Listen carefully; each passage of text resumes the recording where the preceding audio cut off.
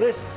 Okay, we're here today at Muzzel Fabrications with Ollie, who's the owner and fabricator. Yeah. And we're taking a look at this Mark 1 Caddy BMW E36 hybrid. What inspired you to build this car? Well, I did E36 before this. It was worth reasonable money sort of thing. I had a Huxley kit on it and some fancy wheels. I knew as soon as I drifted out with the boys, it was just going to get smashed up and be worth just an average E36. So I flogged that and I didn't really know what else I wanted to get really. I thought I might get a cheap shitter of a 36 to just thrash around, and then saw this one come up quite quick. And as you get talking with the boys, you think, oh yeah, I'll build something like that. And then yeah, just went and picked it up and started cutting really. Nice. And what's the car going to be used for? Drift, street car sort of thing really.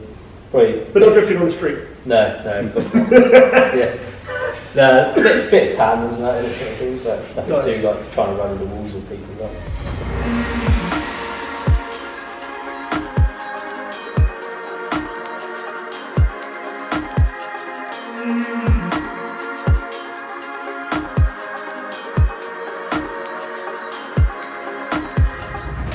Okay, so usually I say what is the base car, but what are the base cars? Because this is a hybrid of two. Yeah, this started like like a 91 or a 92 Caddy. I bought it as a rolling shell. It had a 1.8 litre of some description in there, but that just went straight in the skip. It did have rear axle on it, there's a solid rear axle, and sort of got rid of the whole thing. Back to a bare shell, no wiring, no glass, nothing like that. And then picked up a complete BMW E36 saloon, Josh's old one. Yeah, ripped the engine drivetrain out of that, and then kept the shell handy in case I needed any bits cutting out of it or anything like that. And yeah, which just got merged them together. Nice. Tried to make the best of OEM parts from both cars because they're the most tested and reliable over cheap aftermarket stuff. And it's quite a budget build, this one, really trying to keep the costs down. So anyone, even if they don't like Volkswagens, they like Caddies. Yeah. You talk to people like Caddies are just a cool car. Iconic car, really. Yeah. But even if you don't like Golfs, they like Caddies. Yeah. It's the same car. Yeah. Cool, so let's talk about the engine that is sitting inside this Volkswagen Caddy. It comes from a BMW E36 originally. It's a M52 B28, so it's like a 2.8 litre inline 6. So what sort of power will that got? I'd like to say maybe 170 from the factory-ish. Cool. With a map. What this? Yeah. What there for the minute, yeah. Weight is gonna do. Yeah. So you got like a map DCU, very rev limiter and that sort of stuff. It's probably like 180, 190 now, I would have thought, sort of thing. Nice. And what did you have to do to get this to fit in here? This is where the bulkhead would have been beforehand. Sort of here, and then there would have been a scuttle tray coming out of here, so I've had to cut it all the way back to in there to allow room for the engine and transmission sort of thing to fit in there. Right.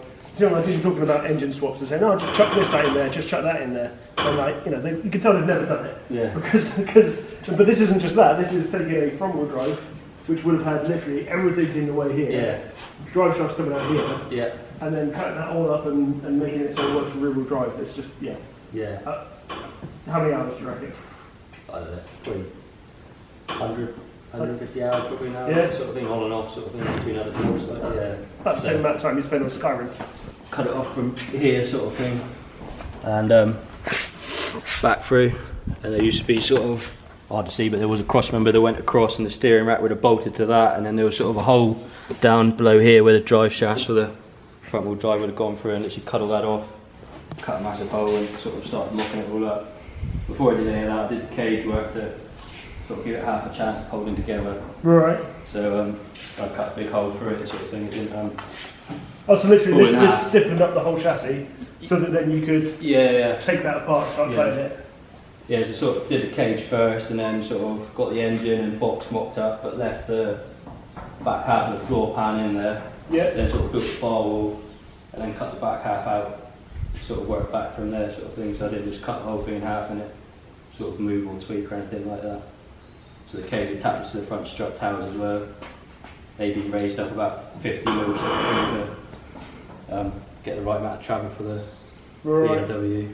So suspension. Literally BMW suspension, BMW subframe, BMW engine, yeah. Drive shaft, gearbox, rear subframe. Yeah, all BMW E36. Yeah. All from an E36. Yeah. Why did you use this engine? Cheap. Nice. You can get hold of it. Yeah. Got the whole car for a very good deal. Well, with Josh, and yeah, just rip the engine, drivetrain, any little brackets or anything like that out of it came, sort of thing. Keep it all simple. Flip ball joints for a bit more caster to allow the clearance on the back wheel well there. Right, yeah. So then I cut the front end off just literally for clearance of the wheels. Just to give you extra lock. Yeah, just give me extra lock. So I did want to try and retain the front end on it, but I wanted to get lock and be able to actually drive it properly. So yeah, definitely. I did this amount of work and then get caught by something so simple as that. Yeah, so literally all tube front. Yeah. Everything just sat. I mean, I guess you've mocked it up to where the. Yeah. So the front end just. We'll wax some body on it in a minute and and have a look. Nothing too crazy on the tube work because you got to replace it when you crash it. When you crash it. Yeah. If you crash it. If I crash it. Hopefully you won't. Well, we've got like a custom air intake. Yeah, front sort of thing. Get some nice cold air. So we've got a nice simple dash setup. Yeah. So we're in an electric dash, but again, a load of BMW components brought in here. Yeah. So it's got sort of a modified BMW pedal box, sort of servo delete, so the brakes will be quite heavy. But it's also got like a that's a Mark 1 steering column, sort of incorporated into the E36 bottom UJ sort of thing. So goes. So this is a Golf Caddy. Yeah, Mark 1 column sort of thing, but it's mounted differently now. Yeah, I made that bit. Literally straight off the yeah, cage straight bar. off the cage. It's nice and sturdy, and that goes from there into down onto the BMW E36 steering rack. So I've got power steering, all that sort of thing, the same as BMW, same ratio, all that sort of thing. Like. And then literally quite simple, fairly big tunnel because the BMW boxes are quite stumpy but wide sort of thing. And obviously the engine is literally just right there, so I'm not going to need any heaters or anything because you get plenty warm enough in here, in a little cab. I used to have an FDRX7, yeah, and literally just the heat, because you're just like this, I mean it comes up almost a bit higher, and the heat that used to come off that gearbox would just keep you warm. Yeah. Then it's just simple hydro, chassis mounted gear lever, butchered out of the stock E36 one, modified E36 handbrake, so it's all legit for going on the road. Yeah, brake lines and wiring for like the fuel pump and that go all the way through the tunnel there. It's crazy, you can see like just even at this stage in the project where all the time has gone as well, because even stuff like that, custom making the bit for the steering rack, would have taken a fair amount of time to get to the right angle and the right position and stuff like that, and then the pedal set, and then sort of, I think that's one of those things until you start trying to take stuff out of stock cars and use them in a sense, like the handbrake there, you don't realise how specially curved and twisted and everything is to make it all fit. Yeah, nothing straight or anything in a factory car. Nice, we've got some nice chunky door bars and keep it protected, set nice and low. Yeah, I've still got, that's got no side mounts on at the moment sort of thing, so it's got like the box running across for the side mount seat rails to bolt onto, it's got to sort them out sort of thing. But that's probably going to be the worst bit, is the sort of not a lot of room in here. Luckily I'm quite short, but I might have to sort something else with the pedals in the future, but it'll be sort of trial and error until then. Oh, in terms of length that way, not height here? No, I've got plenty of height there because I've dropped the seat right down. Yeah. Then I've got the bubble window, so I've got a bit more headroom. I want to lean the seat back out a little bit. Yeah, there's universal switch sort of thing. Like, they're not labelled up yet, but got like horn, wipers, lights, indicators, hazards, and then just literally ECU power, pump, and then just starter on a rocker there with master kill switch, and just a simple sort of like universal digital dash for like motorbikes, quad bikes, cars, anything like that, which has got all the sort of like illuminates through indicators, lights, so it's all the right stuff for MOT sort of thing. Legal, and then I've got the all custom fuse box all mounted in under. So it's a little bit messy under it, still got some tidying up to do, but got like a fuse box, all the relays, the ECUs mounted in under here, out of the way like. Cool, before we look underneath, let's have a look at the top side of the bed, because we've got some custom stuff going on here as well. Yeah, so it's for wheel clearance and sort of running a true rear coilover, I had to sort of ditch the rear stock tubs. They're small and sort of not really up to the job, so cut that all out and then bent this up. So this first piece here is all 3mm and more gussets in underneath here to take the true coilover on the back. Yeah. And then just sheet metal tool in the rear tubs, so that's nice and sturdy. And then when I do drift it, now I'm going to put a strut bar across here just to give it a bit more rigidity-like sort of thing. But this goes down through and ties into the frame where the subframe will bolts to, so it's sort of one whole unit that goes underneath. So there's like two frame rails around here. Yeah, such sort of thing. It's like a box section, sort of like ladder style chassis underneath, which the subframe all bolts to. We'll have a look under there in a minute. And then we've got, excuse the mess, the fuel filler here. Nice and easy to access in the bed, because the fuel cell sits behind the rear end here to give it a bit more weight over the back end. A bit more weight, a bit more traction. Yeah. Then we've got the elusive tailgate that I managed to pick up the other day, which is in fairly bad shape, but that's what you can get hold of nowadays. It's iconic though, isn't it? It is, iconic, yeah. So then just got rear fitment. You can tuck a stock BMW wheel, like a 15-inch with a 195 tyre, no problem, and then I'll just with the BDS wheels, I can just get them under this stock arch with a fair bit of hammering and what have you, sort of thing, in fairly tight fitment. So actually, from the outside, other than the 5-stars, hubs, and BMW wheels that are on it, it's going to look fairly stock. Fairly arches. Yeah, wide arches on the front because the front tyres poke a bit. Not like a bit about that. Yeah, probably about 100mm poke on the front, but the rears it should tuck, and the original sheet metal hopefully. Then just some cheap eBay sort of arches on the front for a minute and see how that goes really. Yeah, well, like I said, drive it and drive test it and then go from there really. I prefer the underside. We've got completely custom fabricated exhaust by the looks of it. Yeah, so I'm guessing you can't go on eBay and buy a Caddy BMW rear-wheel drive exhaust. No, not quite. So it's like twin 2-inch off the 2 separate downpipes into a 2.5 sort of homemade oval sort of thing, just to get past the gearbox mount here. Then goes back into 2.5-inch just into the one side of the box and just a downswept so that we blow smoke out of the tyre light sort of thing. I like this. And yeah, you see here, this we're just rich for a subframe box in do here, sort of cut it off here fairly straight where I wanted it at the height, and then played it all up, and then the lollipop bushes bolt back into here. But at the moment it's all on, I suppose like a factory car would be sort of all captive nuts. At the moment I've gone with nuts and bolts, just so if I want to adjust any of the geometry or anything on it, I can always drill a hole out or oblongate it a little bit. Yeah. Gearbox mount sort of thing with a notch for the exhaust to fit through. And then like up here it's got just like another simple thing, just a Jubilee clip welded to the firewall. So that sort of holds the fuel filter there. And then if you look, the fuel filter goes through here, then it goes up into its own pipe that runs above the prop. Oh, this tube here? Yeah. So, oh wow. So because on that factory they'll run along the bottom here underneath, and if you dirt drop or anything it's just going to come straight off or have issues. So basically, the fuel lines come out of here, out the pump, right up over the top here, and then I've got a removable tube, which is like a 33 batuta maybe, that runs all the way along here, so it's protected along the top of the prop, then pops out by the gearbox, and that carries the fuel lines safely in through there. Yeah, that's a tidy way of doing it, and keeping it safe. Yeah, it keeps it all out of the way. And actually, like, look at this, gives you something to attach other stuff to as well. So nice and simple, just got some like Driftworks universal brake line kits that runs back through into a T-piece and then just down to some stock braid lines. Might be the only Caddy running Driftworks parts. Yeah, potentially, yeah. Then battery sits back here, out of the way, just trying to keep a bit more weight over the back end really.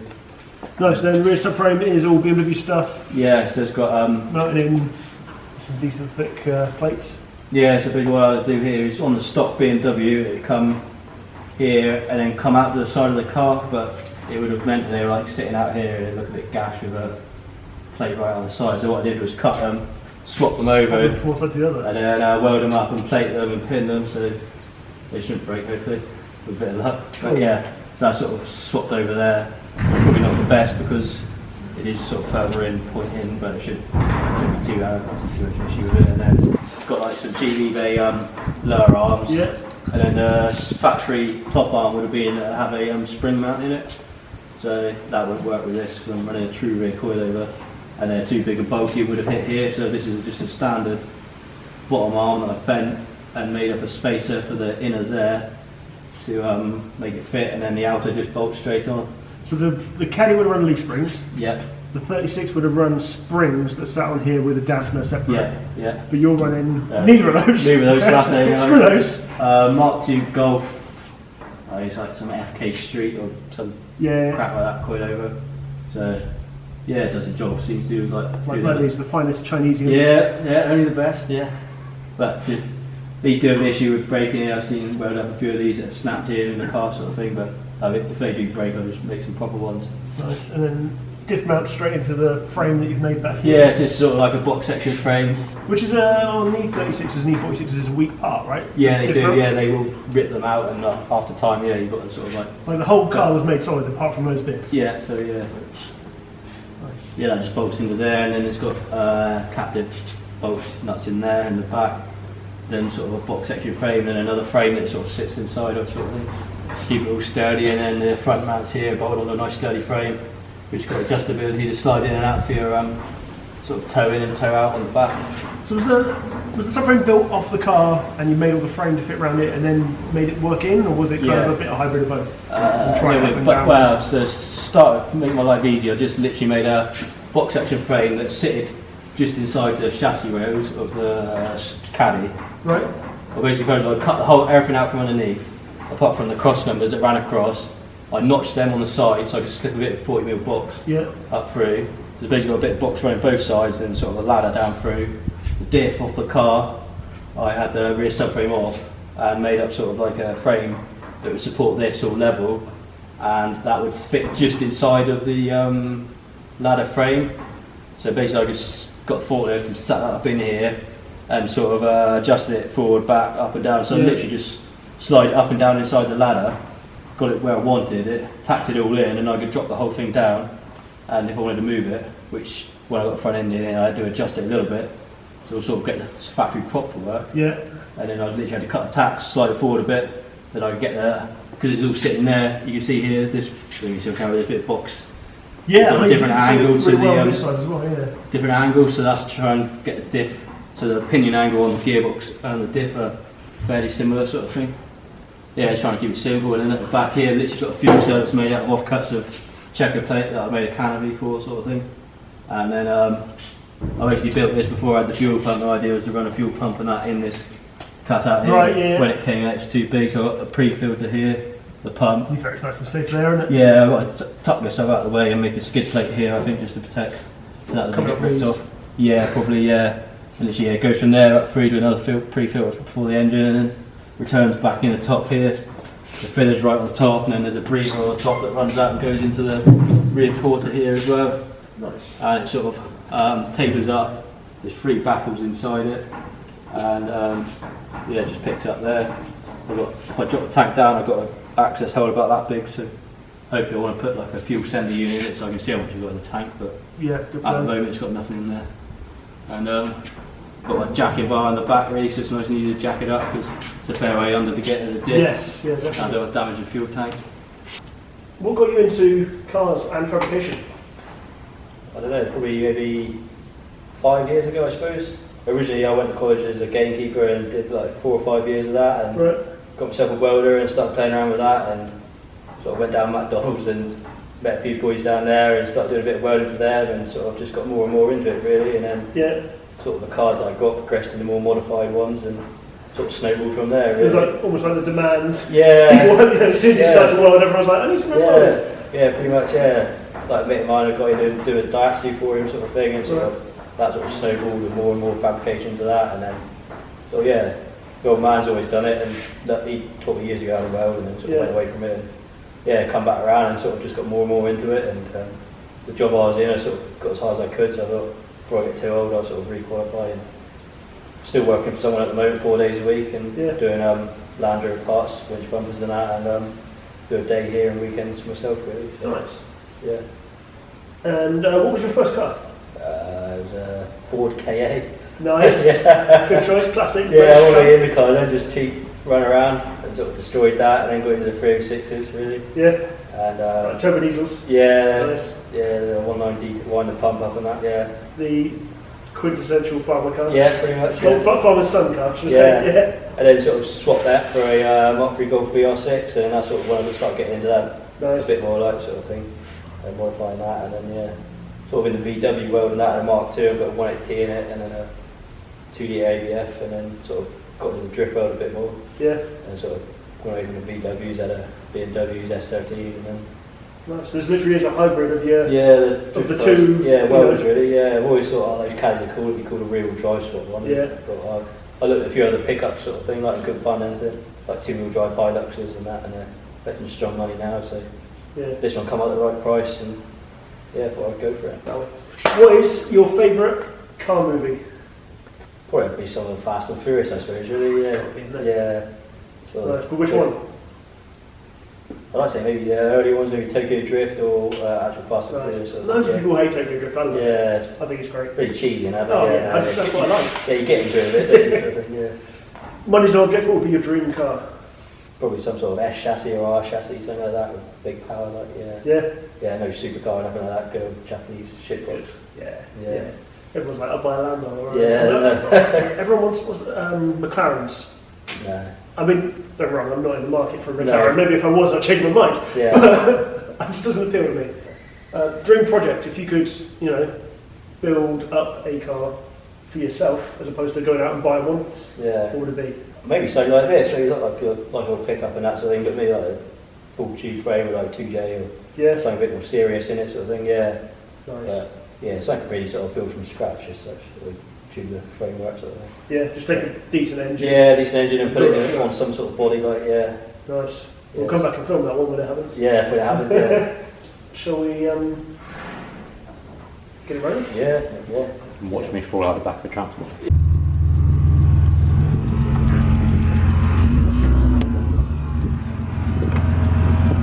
Ah, we're in.